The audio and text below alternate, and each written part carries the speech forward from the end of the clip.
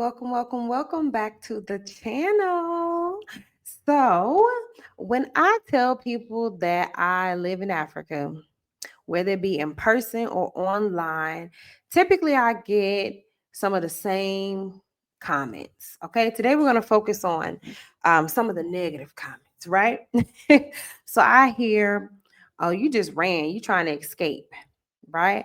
I also hear, Africa is just full of scammers. They scamming over there. Are you sure that's what you want to do? That type of thing.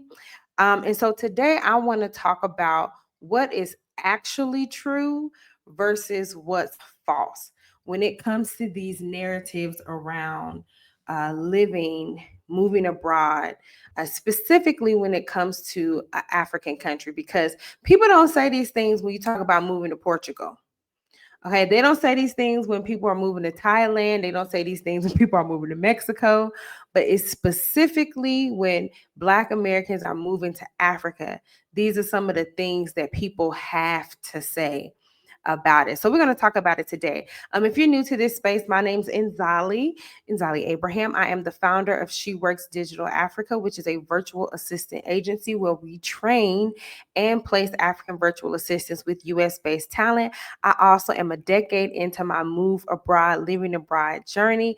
And this channel is for Black millennial women who want to live beyond the borders but still be rooted in purpose. So that sounds like you. Make sure that you like this video, subscribe to the channel, and share it with your family and friends. Okay, so when how do I put this? When I hear these type of statements, you ran, Africa's full of scammers. Um, I really feel like these things impact other people's ability to make a sound decision about whether they want to move abroad or not. Okay, so when these type of comments come up, it impacts people and their ability to decipher, like, is that something that I should try or do? And I personally feel like every Black American should have options. But when people are imposing some of these negative comments, it does block people's ability to make a sound decision, right? So that's why we're having this conversation. I also believe that criticism comes from three places. It can come from love, it can come from fear, or it can come from ignorance, right? So, in this conversation, when I'm addressing these things, I am going to respond based off of my experiences. I'm going to respond based off of facts. And I'm also going to respond with respect. Okay, so we're going to jump right on in. So, one of the first things that I often hear when I tell people that I've moved abroad or I've been living in Africa for a decade is, oh, I mean, my ancestors built America, so I'm staying, right? And I have the same ancestry, right? Technically, I would be what they would call like a foundational Black American. I have all of my generations that I can recall and beyond are based out of the United States. They are products of the transatlantic slave trade. Right. So when I hear this, my ancestors built America, so I'm staying. I will say, yes, that is factually, historically true. Black Americans, our ancestors who were enslaved in the Americas, were a critical foundational piece of building that country, from making it an economic international powerhouse to pushing the country to be more humane. Like, we are at the forefront of everything that is good about that place when it comes to development, whether it be economic or social. That is a historical fact. On the other side of that, what I feel like isn't fact is that having loyalty to your birthplace doesn't mean that you cannot build a quality life somewhere else. Prime example, in the United States, we know when we see a Nigerian, Why? Because they're gonna tell you that they are Nigerian. They're gonna wear their clothing, they're gonna cook their food, they're gonna speak their pidgin English, they're gonna have Nigerian Independence Day, they're gonna listen to Afro beats, they're gonna do all the things. Their loyalty to their birthplace doesn't mean that they could not come to America and create a quality life in America that they also appreciate, love, and cultivate.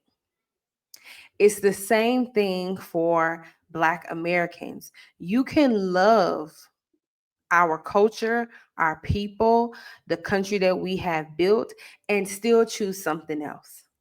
So when you look at a person like me living in South Africa and Ghana, now in Kenya, doesn't mean that I don't love my people. Doesn't mean that I am detaching myself from my ancestry. Anybody who's ever been in my house, you know my ancestors because you will see them posted, right? So there's no detachment from that. There's no lack of appreciation for that. I just chose something else. I just chose another place to live. Doesn't mean I don't value them the same. So I want anybody who's ever made that comment or thought that thought, I challenge you with this new truth, which is I can love where I'm from through and through and still choose something else. I can love you and something else, you know? All right, let's look at the next one. So the next one, I wrote them down to y'all. So the next one is, my favorite, you a sellout. You running, you just selling out. That's why you don't want to, you left the US because you a sellout. And I'm approaching this conversation with respect. Um, Leaving can look like running for some people when you equate leaving a place with abandoning your responsibilities. Let me say that again. Leaving can look like running when you equate leaving something with abandoning responsibility. So in my case, sometimes leaving means that you are more effective in the role that you play in your family, in your friend group circle, in your own life, right? So just because a person has left the United States doesn't mean that they have abandoned their responsibility in that place. I still show up for my friends. When I'm in town, I make sure that I reach out. When I'm not in the country, I still make sure that I check in, I check on people, I call people, I message people. I try to get a touch base to see where people are so we can exchange. If they ever come over, we connect, right? So I'm still showing up. I went back and forth over the last few years multiple times, and I would spend months at a time in the US when my mother wasn't sick because I had to show up for my family. So you can still have left and also still be effective. I also still work business wise in partnership and collaboration with US businesses. That's what She Works Digital Africa is all about. I place African virtual assistants with US based businesses. It's beneficial to the African virtual assistants because they get a higher pay rate than they normally would. It's also beneficial for US based businesses. And I tend to work with Black founders because they're able to get labor at a rate that is sustainable for them in their business, in their startup and growth phases. So I believe that you have to really think about what your definition of leaving really is, and then I challenge you to determine if that's still selling out. Okay. Oh, let me get my charger, y'all. Hold on for a second. My computer about to die. Hold on.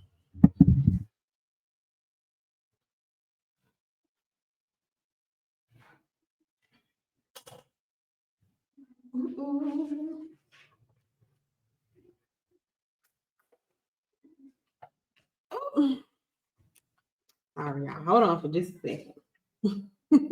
Let me pause. All right, now, and we back. Okay. So the next one that I want to look at is or another comment that I frequently hear when I tell people that I live in Africa is Africans don't really like us. Africans don't like Black Americans. So I'm not even trying to go over there because they don't really fool with us like that anyway. And what I have to say to that, the truthful part of that is cross cultural friction exists. It happens all over the world, in every country where there are multiple cultural groups within that country.